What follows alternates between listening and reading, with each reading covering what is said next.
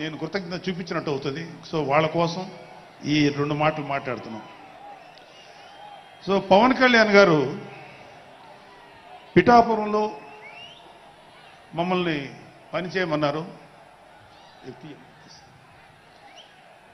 అంటే నన్ను, మా ఫ్రెండ్ అజయ్ గారిని, అలాగే మర్రెడ్డి గారిని, రత్నం గారిని, శంకర్ గౌడు, మహేంద్ర, పంచకర్ల సందీపు, ఇలా మాకందరికీ పిఠాపురంలో పనిచేసే అవకాశం ఇచ్చారు.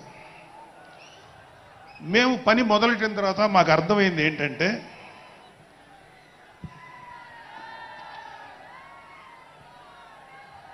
పవన్ కళ్యాణ్ గారికి ఆల్రెడీ ఇక్కడ విజయం ఖరారైంది. మనం ఓన్లీ పని చేస్తున్నట్టుగా ఉండడమే తప్ప మనం కొత్తగా చేయాల్సిన పని ఏమీ లేదు అని చెప్పి నాకు అర్థమైంది. నాకే కాదు మా అందరికీ అర్థమైంది. సో మేము దీన్ని ఎంత గొప్ప అదృష్టంగా తీసుకుంటున్నామంటే, పవన్ కళ్యాణ్ గారు మీరు పని చేసేటువంటి మేము ఇక్కడ ఏదో పని చేసాం అనే తృప్తి మాకు ఇవ్వటం కోసం ఆయన ఈ మమ్మల్ని అపాయింట్ చేశారు తప్ప ఆయన గెలుస్తారన్నది, ఆయన అఖండ విజయం సాధిస్తారని ఆయనకు ముందే తెలుసు. కానీ ఆ సాటిస్ఫాక్షన్ మాకు ఇవ్వడం కోసం మాకు ఈ అవకాశం ఇచ్చారు. అయితే అది మా అదృష్టంగానే ఫీల్ అవుతున్నాం. చంద్రుడికో నూలు పోగులాగా ఆయన పడిన కష్టానికి ఒక చిన్న పని చేసామనే తృప్తి అయితే మాత్రం మాకు నిజంగానే ఉంది. అయితే ఇక్కడ పిఠాపురంలో పవన్ కళ్యాణ్ గారు అఖండ విజయం సాధించడానికి 2 ఫ్యాక్టర్స్, 2 ఇంపార్టెంట్ ఫ్యాక్టర్స్. ఒకటి మన ప్రెసిడెంట్ జనసేనాని పవన్ కళ్యాణ్ గారు అయితే, రెండో ఫ్యాక్టర్, నాటి వ్యక్తి ఫ్యాక్టర్ పిఠాపురం జన సైనికులు, పిఠాపురం పౌరులు, పిఠాపురం ఓటర్స్. వీళ్ళిద్దరూ లేకపోతే మేము ఎంత ఏమి చేసినా ఏం ఉపయోగం లేదు. సో మాలో ఎవరైనా ఇంకెవరైనా సరే పవన్ కళ్యాణ్ గారి విజయానికి నేనే దోహదపడ్డాను అని ఎవరన్నా అనుకుంటే అది వారి కర్మ, అంతకంటే ఏం చేయలేం.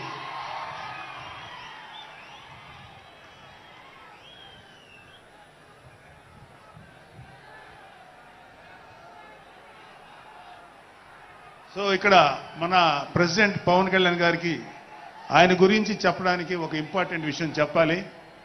అది ఏంటంటే, మొన్న ఈ మధ్యన మా అమ్మగారితో మాట్లాడుతున్నప్పుడు మా కళ్యాణ్ బాబు గురించి ఒక మాట వచ్చింది. యాక్చువల్గా ఇక్కడ నేను ఒక అన్నగా మాట్లాడకూడదు, కానీ నేను ఒక పార్టీ జనరల్ సెక్రటరీగా మాట్లాడాల్సి వచ్చినా కూడా ఒక అన్నగా ఈ ఒక్క విషయం నేను చొరవ తీసుకుని మాట్లాడాలి. సో మా అమ్మని అడిగాను. అంటే ఆవిడ నాతో చాలా ఫ్రెండ్లీగా ఉంటుంది. ఆవిడని అడిగా, ఏదో మాటల్లో వచ్చింది, అమ్మ మమ్మల్ని, అంటే ఏ తల్లి అయినా ఒక ఆడతల్లి, ఒక స్త్రీమూర్తి బిడ్డను కనేటప్పుడు చాలా నొప్పులు పడుతుంది, అదొక పునర్జన్మ అంటారు. అలాంటిది నేను మా అమ్మని అడిగా, నేను పుట్టినప్పుడు ఏమన్నా పెయిన్స్ అనుభవించావమ్మా అని.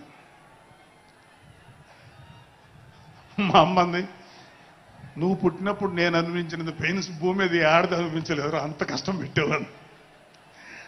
అది మా అమ్మ చెప్పింది నా గురించి. సరే కళ్యాణ్ బాబు ఎలాగా అన్న. గొప్ప విషయం అంటే నేను షాక్ అయ్యా. వాడు పుట్టినప్పుడు నాకు పెయిన్ అనేది కొంచెం కూడా తెలియలేదురా, అలాగా నాకు పెయిన్ లేకుండా, పెయిన్ ఇవ్వకుండా పుట్టాడు. ఈ విషయం నేను కొంచెం షాక్ అయ్యా. అదేంటమ్మా కనీసం పెయిన్స్ ఉంటాయి కదా, ఏమోరా నాకు ఏమాత్రం పెయిన్ తెలియకుండా పుట్టాడని.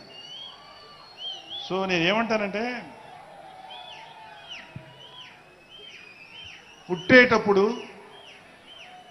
కన్న తల్లికి కూడా ఏమాత్రం నొప్పి బాధ ఇవ్వకుండా పుట్టిన పవన్ కళ్యాణ్ లాంటోడు, అలాంటి నాయకుడు ఈ కూటమి భాగస్వామ్యంలో ఉప ముఖ్యమంత్రిగా ఉన్న నాయకుడు ప్రజలకి ఎందుకు బాధలు రానిస్తాడు? వాళ్ళకి ఏ బాధలు కష్టాలు రాకుండా గుండెల్లో పెట్టుకొని చూసుకుంటాడు. అది మనం కళ్ళారా ఈరోజు చూస్తున్నాం. ఇప్పుడు మనం చూస్తున్నది ఆవగింజలో అరవంతు మాత్రమే. కూటమి భాగస్వామ్యంలో పవన్ కళ్యాణ్ గారి భాగస్వామ్యంలో జరుగుతున్న కూటమి ప్రభుత్వం పరిపాలన ఆవగింజల అరశాతమే. ఇంకా చాలా ఉంది. ఇప్పుడు చూస్తుంది just tip of the iceberg. అద్భుతమైన పరిపాలన మనకు రాబోతుంది. రాబోయే 20 ఏళ్లలో ఆంధ్రప్రదేశ్ ఒక స్వర్ణయుగం చూడబోతుంది. ఎందుకంటే ఎప్పుడో స్వాతంత్రం రోజుల్లో కొంతమంది మహానుభావులు పుట్టారు. అలాంటి వ్యక్తి ఈ రోజు పుట్టడం, ఈ రోజు మన ముందు ఉండటం మన అదృష్టం. అలాంటి వ్యక్తి దగ్గర పని చేయడానికి ఇగో ఈ స్టేజ్ మీద ఉన్న ప్రతి ఒక్కళ్ళం గర్వంగా ఫీల్ అవుతున్నాం. మాకు పదవులు వచ్చినా రాకపోయినా ఆయనకి సేవ చేస్తాం. నేనేమంటానంటే మీరందరూ తెలుసుకోవాల్సింది, మీరు పవన్ కళ్యాణ్ అంత గొప్పవాడు కండి, తప్పులేదు. రాకపోతే అంతగా అవ్వలేకపోతే ఒక గొప్పవాడికి అనుచరుడిగా మారండి, ఏదైనా మంచిదే. నేను ఆ పని చేశాను. రెండో పని, పవన్ కళ్యాణ్ గారు అంత గొప్పగా నేను అయ్యే దమ్ము లేదు, కానీ ఆయనకి అనుచరుడిగా మాత్రం నాకు అవకాశం ఇచ్చారు. అది నేను చాలా సంతోషపడతాను.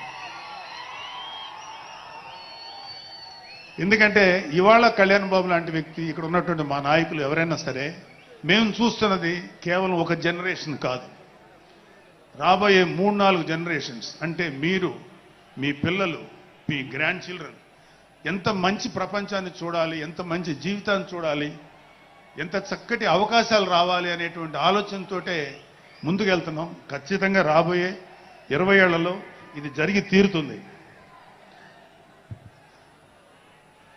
పవన్ కళ్యాణ్ గారు ఒక జనరేషన్ కోసం కాదు, రాబోయే 2-3 జనరేషన్ల కోసం కూడా ఆలోచించగలిగేటువంటి గొప్ప నాయకుడు. ఇంకొక చిన్న విషయం ఏంటంటే, నాకు ఎమ్మెల్సీగా అవకాశం ఇచ్చినటువంటి మన ప్రెసిడెంట్ పవన్ కళ్యాణ్ గారికి నా హృదయపూర్వక కృతజ్ఞతలు. అలాగే నేను ఎమ్మెల్సీ కావటానికి నన్ను ప్రోత్సహించినటువంటి వ్యక్తులు, లేదా నేను ఎమ్మెల్సీగా ఉండాలని కోరుకున్న మీలాంటి ఎంతో అభిమానించే కార్యకర్తలు, అలాగే మా నాయకులు, ఆ రోజు నాకు సపోర్టుగా వచ్చినటువంటి మా నాయకులందరూ, మనోహర్ గారు, రామకృష్ణ గారు, విష్ణుకుమార్ రాజు గారు, లోకేష్ గారు, వీళ్ళందరికీ కూడా నా హృదయపూర్వక కృతజ్ఞతలు. అంటే దేవుడు అనేవాడు మనం అడిగితే వరాలు ఇస్తాడు, ఖచ్చితంగా వరాలు ఇస్తాడు. కానీ అడగకుండానే వరాలు ఇచ్చేవాడు పవన్ కళ్యాణ్. అతను ఏమని పిలవాలో మీరే డిసైడ్ చేసుకోండి. చివరగా ముఖ్యమైన విషయం ఏంటంటే,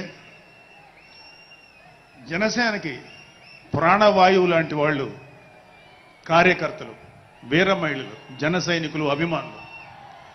నేను ఒక జన సైనికుడిని అని చెప్పుకోవడంలో ఉండే ప్రైడ్ నాకు ఇంకా ఏ విషయంలో రాదు. చాలా గర్వపడుతుంటాను. సో అలాంటి జన సైనికులకి మీ అందరికీ మేమందరం అండగా ఉంటాం. ఏదైనా చిన్న చిన్న ఇబ్బందులు తలెత్తినా అవన్నీ సరిచేస్తాం.